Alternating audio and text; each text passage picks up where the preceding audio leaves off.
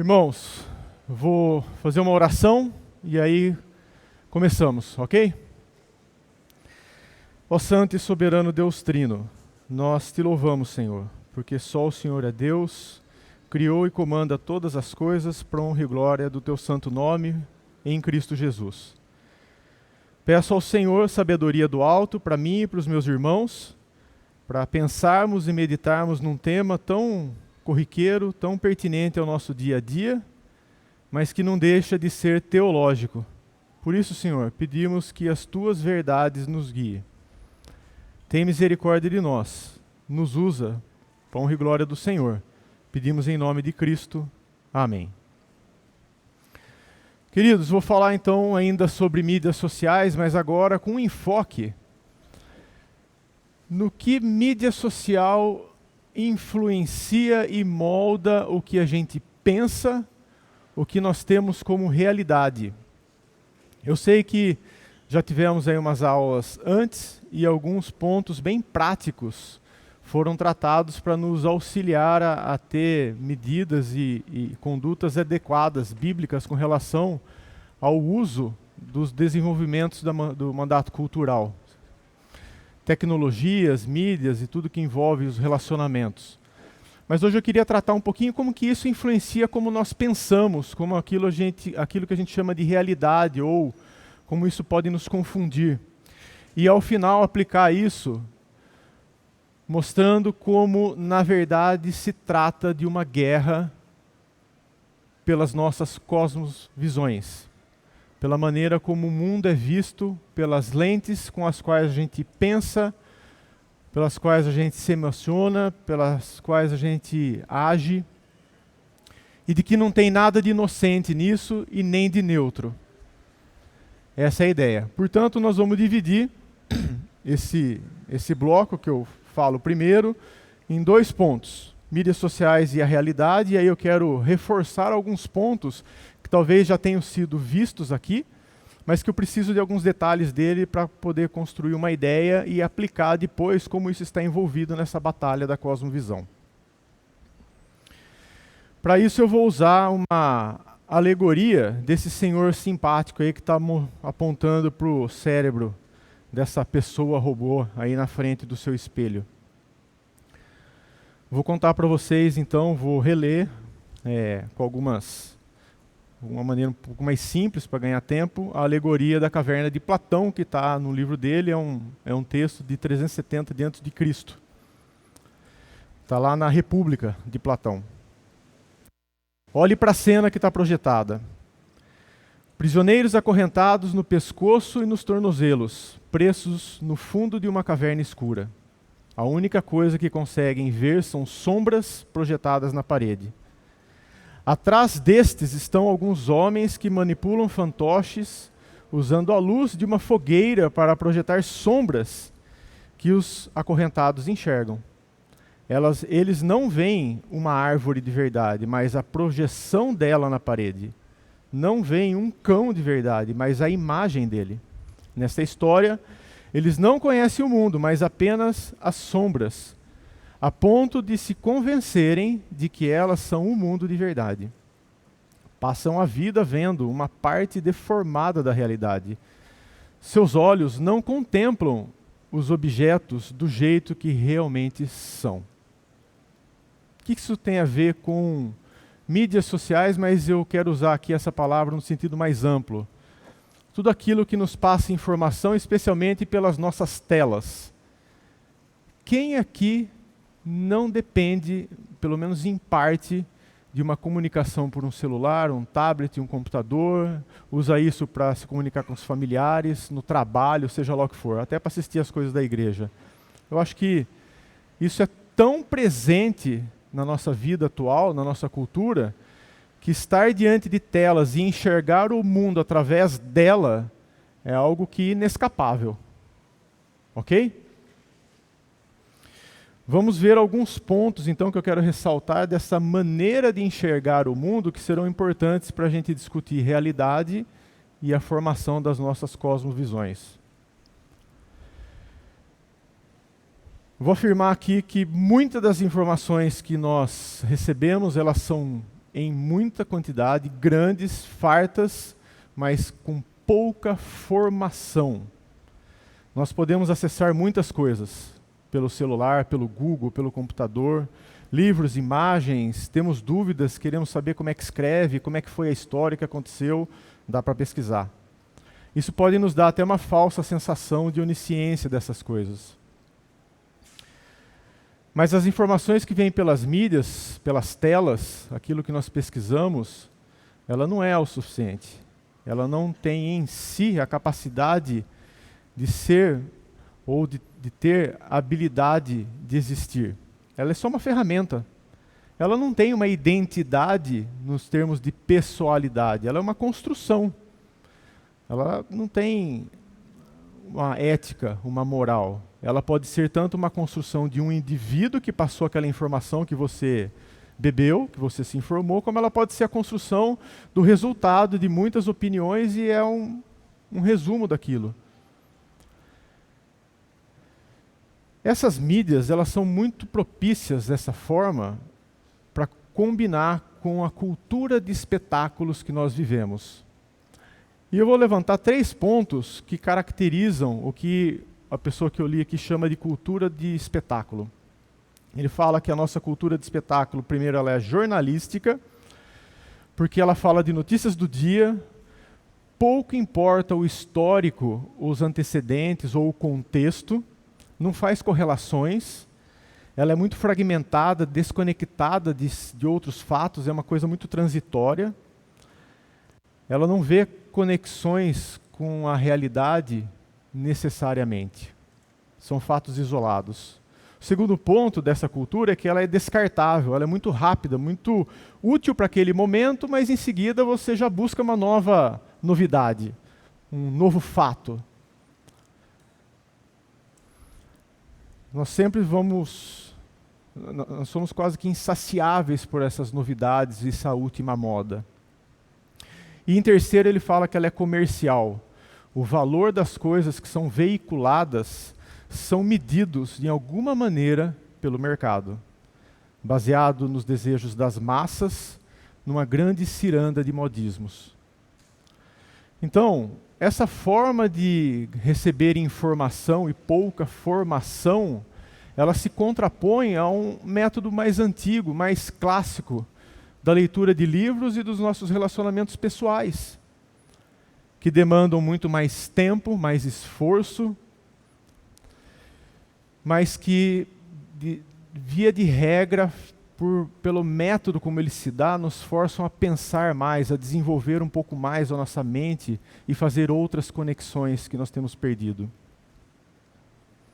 As pessoas hoje deixam de estar preparadas ou treinadas para conseguir diferenciar o que é permanente, aquilo que fica, das coisas que são pulverizadas com tantas informações que nós recebemos no dia a dia. Até porque nós não temos capacidade de abarcar e conectar todas essas coisas. Romanos 12:1, o apóstolo Paulo diz assim: rogo-vos, pois, irmãos, pelas misericórdias de Deus, que apresentais o vosso corpo por sacrifício vivo, santo e agradável a Deus, que é o vosso culto racional. E não vos conformeis com este século, mas transformai-vos pela renovação da vossa mente, para que experimentais qual seja a boa, agradável e perfeita vontade de Deus.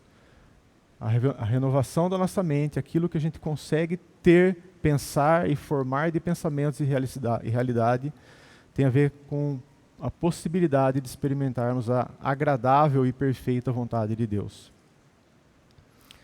Um segundo ponto é que a internet é marcada pela velocidade, muitos assuntos ao mesmo tempo, mas para que isso aconteça, ela precisa ser muito compacta.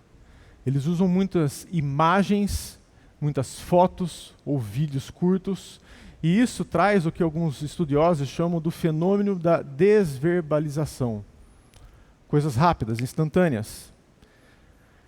Linguagem compacta, construída com coisas mais superficiais. Pouco pensamento, pouca profundidade, jogo rápido. Até porque exigir das pessoas uma escrita hoje é uma coisa cada vez mais difícil.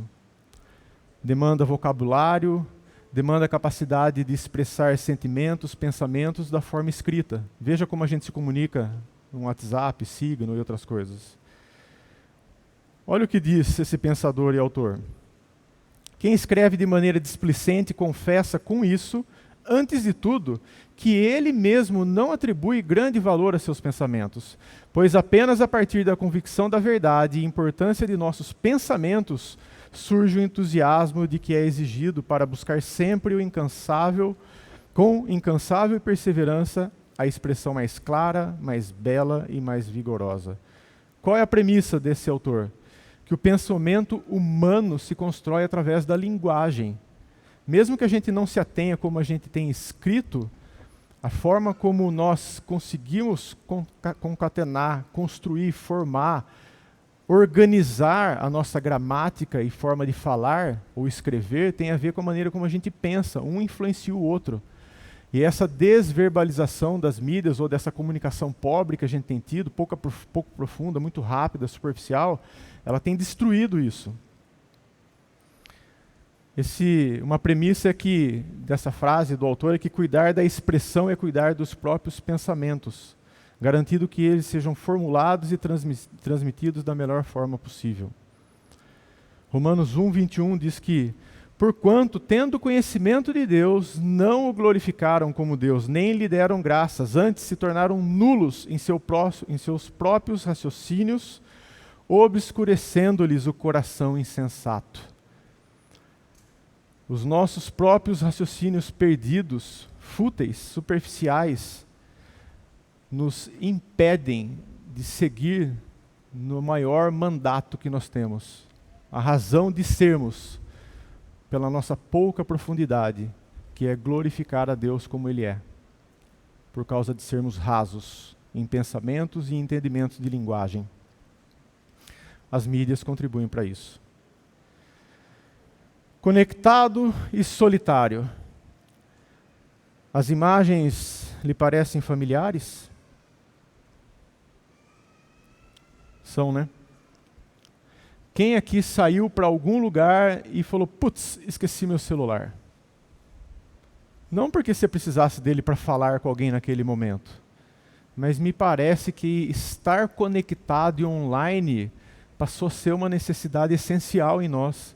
Como é que eu saio e alguém não pode me comunicar ou eu deixo de ver alguma coisa? Vai que tem uma mensagem importante, algo que eu preciso ver.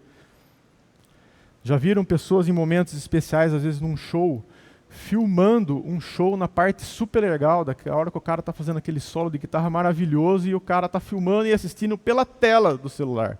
É bem provável que ele tenha perdido muitos dos movimentos, alguns sons enquanto o cara tocava, porque talvez fosse mais importante documentar aquilo ou transmitir para os outros do que o próprio evento em si. Vejam as pessoas nas mesas de reuniões ou refeições, mesmo famílias. Uma necessidade de se postar o que vive.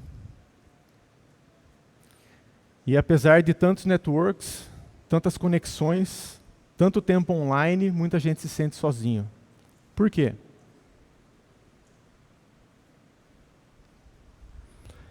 Eu quero dizer que envolvimento pessoal, tete a tete, carne a carne, é custoso. Cansa, decepciona, é mais difícil. Aliás, é até mais difícil de você se desconectar. Porque o virtual você só desconecta. Ou, por um motivo mais forte, talvez, você cancela. Aliás, vivemos tempos hoje que até se prende. Não é mesmo? O isolamento nos poupa de não conseguirmos fugir de algumas realidades que o mandato social nos traz. Talvez porque a gente tenha uma expectativa do mandato social, do meu relacionamento no casamento, com os meus filhos, ou mesmo com meus irmãos da igreja, errôneo. Muito hollywoodiano, muito superficial, ou muito bom demais, e a realidade dos nossos relacionamentos não são fáceis. Talvez eu fuja disso por causa da minha expectativa errada, ou porque me cansa, ou porque me toma tempo, ou porque me magoa, ou porque eu me protejo de não magoar os outros por causa dos meus pecados. E o superficial do dedinho no celular ou das mídias ou dos outros networks são muito mais fáceis e muito mais fácil de se resolver. É só eu não abrir ou não ler, né? É legal até que a gente desmarca aquele negócio para o cara saber se você lê ou não, né? Veja como eu controlo melhor as coisas. Personalidade genuína, contato de verdade com pessoas, que é o que o mandato social nos leva a fazer, dói, cansa, mas nós somos chamados para ele, é mandato social. De alguns que a gente não pode fugir, às vezes a gente até terceiriza, né? Eu pago um tempão para algumas pessoas cuidar dos meus filhos, na escola e fora. Eu não tenho irmãos íntimos o suficiente para conversar de algumas coisas, eu pago um analista ou alguém dessa área. Ou quando eu não sou tratado nem dentro da minha casa ou por alguns irmãos próximos, eu preciso que alguém da igreja vá cuidar dessas coisas, porque eu não cuido. Cadê a nossa responsabilidade com o mandato social? E, no entanto, eu tenho uma mídia social com milhares de amigos. É muito estranho. Uma pesquisa encomendada pela telefonia móvel americana, T-Mobile, para a empresa ORC Caravan, diz assim: dispositivos móveis unem mais as pessoas de uma família em vez de distanciá-las, especialmente nos casos dos relacionamentos entre pais e filhos. Um dos mais afetados pelo uso do smartphone. Achei que ele foi incongruente aqui, mas ok, essa é a pesquisa. Para a surpresa de todos, porém, 70% dos pais entrevistados afirmaram que o dispositivo móvel estão aproximando-os dos filhos. Mais fácil ligar pode nos dar a impressão que isso é ser mais próximo, né? De repente o Pedro me liga, lá de longe, de Campinas. Oi, filho, tá? Ok, faça o que você quiser. Tchau. É fácil. Será que isso é que ele chama de estar mais próximo, conectando? Olha que o CEO da empresa disse: você sabe que este pai aqui ama seu smartphone. Essas minhas coisas favoritas são todas as selfies, mensagens de grupos malucos, todas as mensagens diretas, FaceTimes e por aí vai. Disse John Legere, presidente da CEO da empresa que encomendou o estudo. E agora sabemos que a maioria das mães e pais se sentem da mesma maneira. As famílias hoje estão conectadas por meio dos dispositivos móveis. Será que nós exercemos o mandato cultural assim?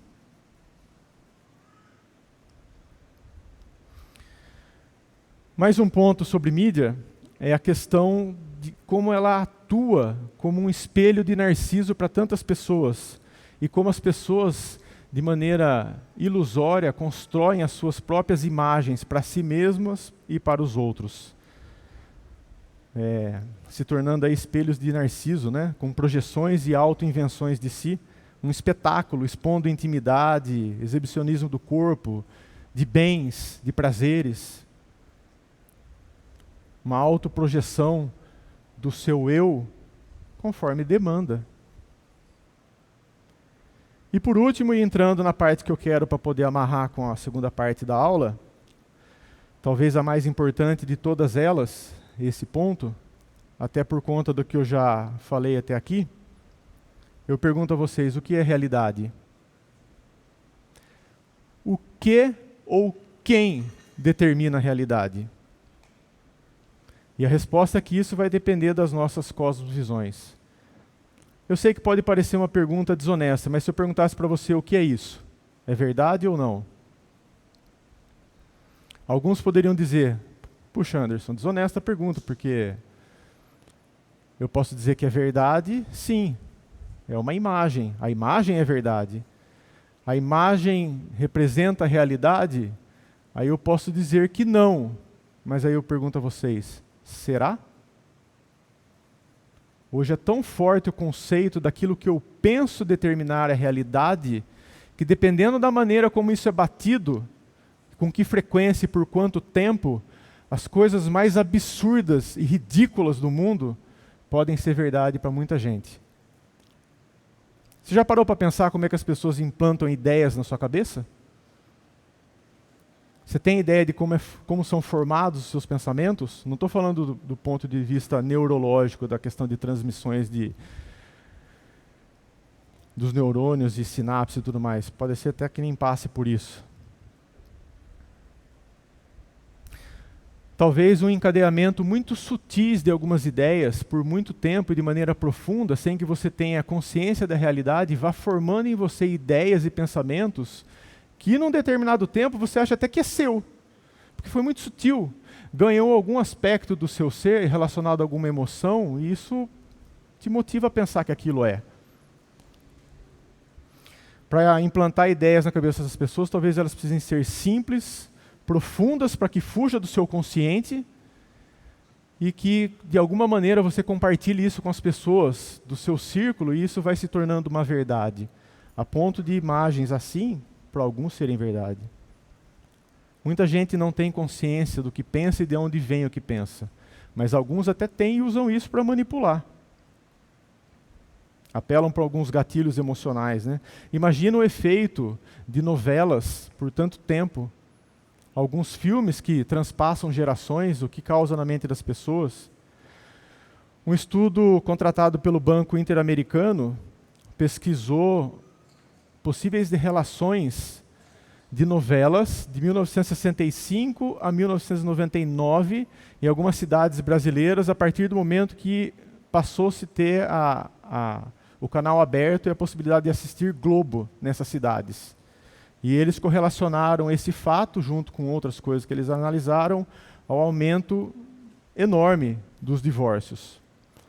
Dentro das 115 novelas estudadas nesse período que eu citei, 62% das principais personagens femininas não tinham filhos. 26% delas eram infiéis aos seus maridos.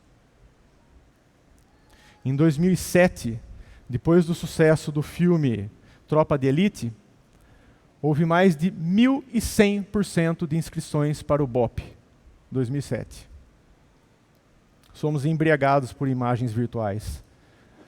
Nós quase que fazemos terapia por longo tempo na frente das telas. E a pergunta é, nós estamos conscientes do que está por trás disso que vemos, das coisas mais sutis? Quão esperto você é? Quanto você conhece de cosmovisão para ficar tranquilo, para deixar isso com os teus filhos o tempo todo?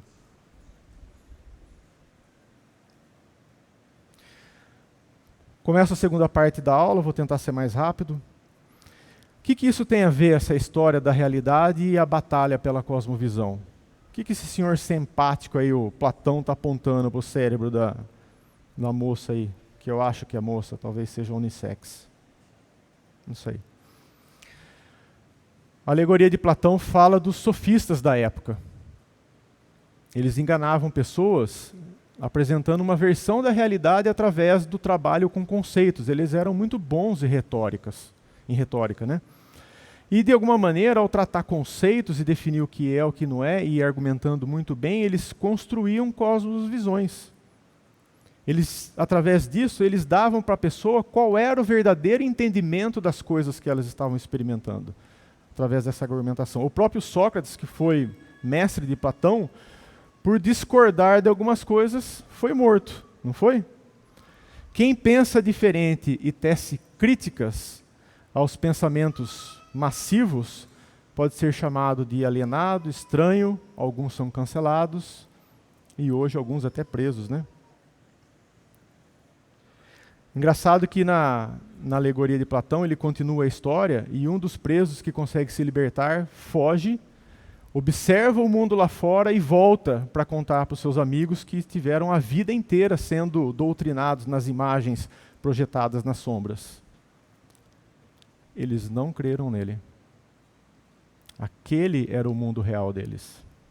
Eles já estavam conformados àquilo.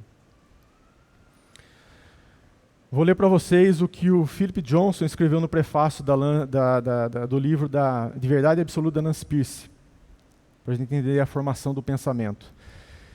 Olha o que ele diz: diria que compreender como são formadas as cosmovisões e como guiam ou limitam o pensamento é o passo essencial para entendermos tudo mais. Compreender isso é algo como tentar ver o cristalino do próprio olho.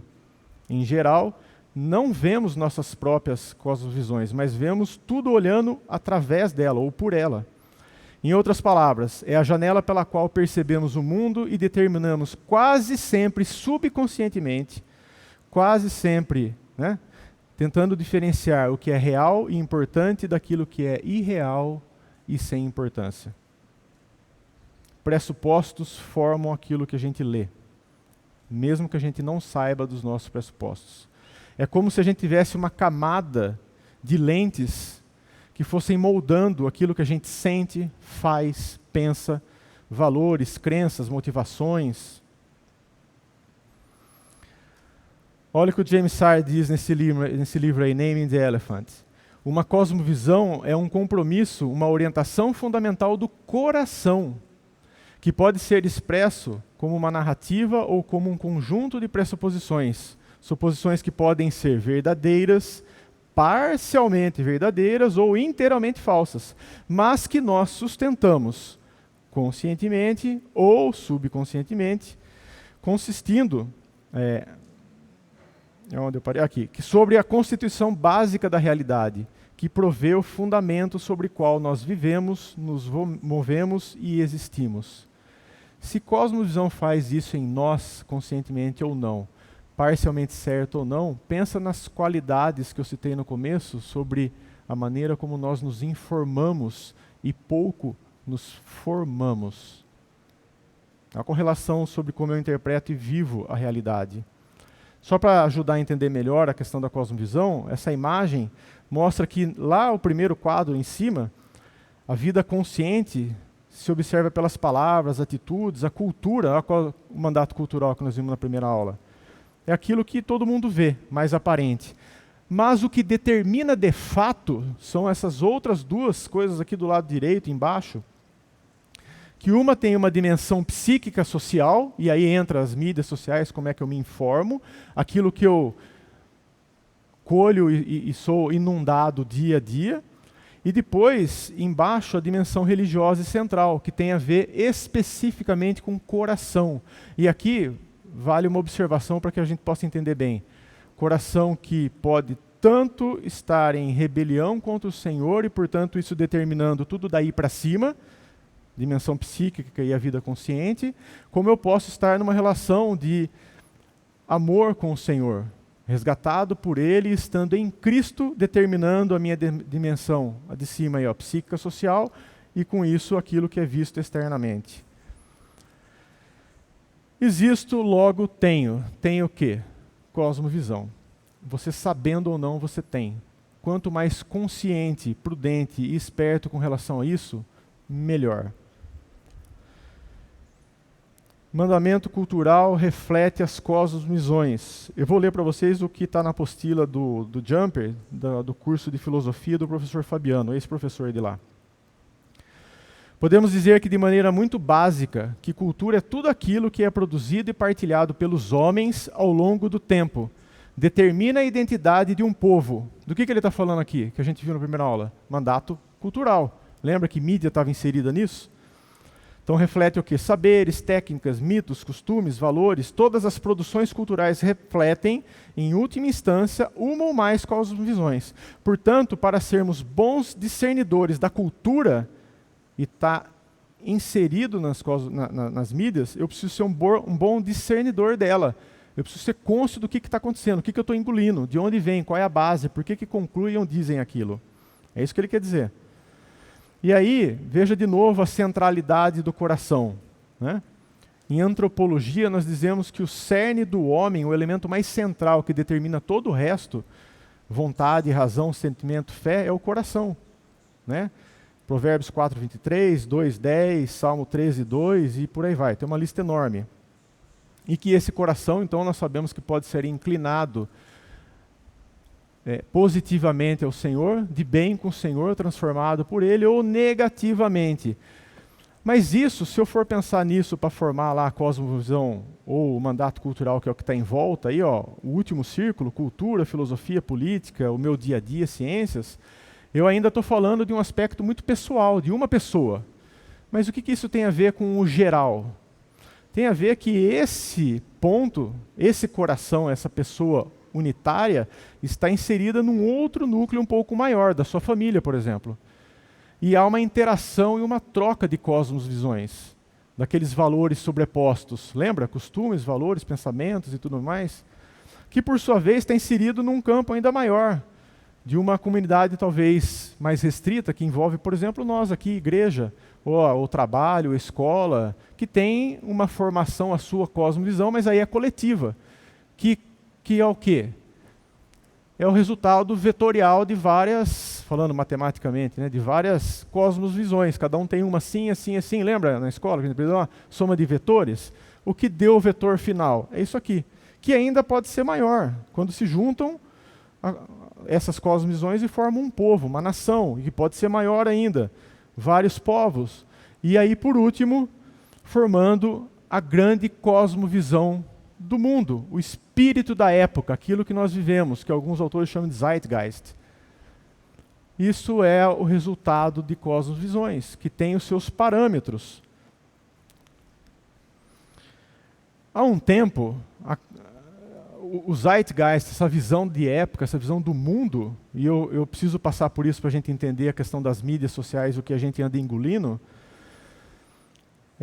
numa visão crítica, com base bíblica, nós poderíamos dizer que os ídolos desse movimento moderno, que estão um pouco para trás da gente, mas em alguns locais geográficos, talvez você encontre bastante, tem a ver com o ídolo da liberdade, da autonomia, o ídolo ou ideal do progresso, né? Um otimismo progressista, o ídolo da absolutização da razão, né? Um racionalismo a todo custo, acima de todas as coisas, né? A natureza, através das ciências e tecnologias, como resolução, como redentor de todas as coisas, né? O ídolo da prosperidade econômica, né? O ídolo da ideia do desenvolvimento histórico, né? Das coisas naturais, sem contar o transcendente. Mas hoje nós não vivemos majoritariamente nesse modernismo. Hoje nós vivemos o que os filósofos chamam de pós-modernismos. E a gente precisa entender que essa cosmovisão, esse Zeitgeist, é o que nos inundam nos nossos contatos das mídias sociais. O homem pós-moderno é um cético. Ele não crê mais na resolução da ciência, na resolução dos problemas políticos, científicos, como se houvesse algo messiânico nesse progresso. É uma radicalização da liberdade, mas uma liberdade no sentido de autonomismo, para ser o que quiser. É um individualismo acima de qualquer coisa. É uma idolatria do irracionalismo, no sentido de que o meu emocional está acima da razão do que eu vejo. Portanto, não cola a ideia de que a ciência diz. Semana retrasada, ou um pouco mais, saiu uma reportagem na Gazeta do Povo mostrando a quantidade de verba do governo canadense para pesquisas científicas que não tinham nada a ver com a ciência. E ele colhe a declaração e o relato dos chefes das pesquisas. E eles falam, a nossa pesquisa é puramente narrativa, é de cosmovisão, não tem nada a ver com ciência, não tem empirismo. Não tem teoria, não tem busca, não tem experimento. A absolutização do sentimento, que eu já falei, do prazer, um hedonismo acima das coisas, é viver, né? O imediatismo, o pragmatismo superficial, uma absolutização da diversidade cultural acima da maioria. Vivemos isso? Pluralismo, relativismo, utilitarismo, niilismo. Resumindo, 30 minutos, amigão. O que flui para dentro do coração a partir do mundo exterior, em determinado momento, determinará o que flui dele no curso da vida. Cuidar daquilo que entra no coração é importante porque uma hora sai, uma hora determina o que pensamos, vivemos e fazemos. Por isso a recomendação bíblica para guardarmos o coração, preenchermos com ele o que é saudável, tanto para preservá-lo do mal, como para lapidá-lo. Nos encher da palavra e conseguir que ela faça morada em nosso coração. Falta de coerência interna gera crises em uma cosmovisão. É óbvio que se a cosmovisão ela é parcialmente verdadeira, e nós vimos que isso acontece e muito, ela gera crise, porque há incompatibilidades, há incoerência, gera sofrimento. As pessoas que mais usam mídia são os jovens. Nunca se viu tanto suicídio entre os jovens. Isso também nos faz pensar que temos que ter sensibilidade para compreendermos o processo de formação de cosmovisão, que nos ajuda a entender melhor as pessoas, suas dificuldades na mudança de conduta e nas inconsistências com seus valores e princípios. Dividir a mente entre a esfera sagrada e secular ou religiosa e mundana é muito comum. Trabalhar neste mundo é diferente de trabalhar sobre a influência do príncipe deste mundo. Por isso que nós não somos contra ciência, desenvolvimento, progresso dessas coisas. Mas como isso é feito, como é que é o uso disso? Servir nesse século é diferente de servir sob os ditames do Deus desse século. No trabalho, muitos cristãos pensam em acrescentar fé à sua vocação, tentar dar um aspecto de evangeliquez naquilo que faz, ao invés de permitir que a fé, os princípios e aquilo que ele deveria ser e pensar e fazer, molde a vocação que Deus deu para ele. É muito diferente. Porque tentar colocar evangelho no que eu faço é só tentar dar uma camada externa. Então eu uso mídias sociais para falar do evangelho, porque eu disparo não sei quantos, não sei como é que chama, para tantas pessoas. Não é isso. A oposição que o cristianismo precisa agora enfrentar não é mais confinada a doutrinas específicas ou pontos de suposto conflito entre ciências naturais, por exemplo, ciência e geologia, mas cobre toda uma gama de forma de conceber o mundo e o lugar do homem neste mundo. Concepção quanto ao mundo, ou a todo um sistema de coisas natural, moral, do qual fazemos parte. Não é mais um confronto de detalhes, mas de princípios. Essa situação demanda uma similar extensão da linha de defesa. É a visão cristã das coisas, em geral, que está sendo atacada, e não somente uma articulação da defesa. Não é questão de trabalhar algumas doutrinas. É o que a cosmovisão cristã implica em todas as coisas. E as mídias sociais, a maneira como a gente se nutre de informação, é tão somente um catalisador. Ela não é má em si, mas ela é uma ferramenta poderosíssima para criar cosmovisões e nos desviar disso. Termino com isso. O pastor na pregação falou sobre o grande anfiteatro de Deus, né? Imagine que naquela época as pessoas estavam passivamente assistindo a um espetáculo.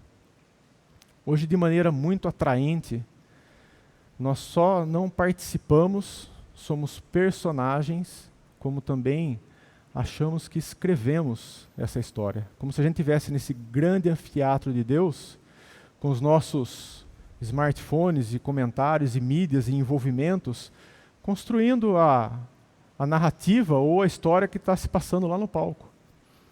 Uma participação ativa, isso é muito tentador. Essa sensação de poder, de estar participando disso. E com isso a gente traz muitos enganos, porque alguns personagens, é verdade, que acham que fazem isso, e alguns até têm poder para isso. Né? Condicionando o que você vai ver por preferências, condicionando aquilo que eles acham que é verdade, através de conceitos e construções de narrativas, fazem as pessoas achar que é verdade. Isso é manipulado. Mas mesmo nós, assim, comuns, que não temos esse poder, a gente acha que participa quando replica ou encaminha uma informação. A gente acha que é um participante.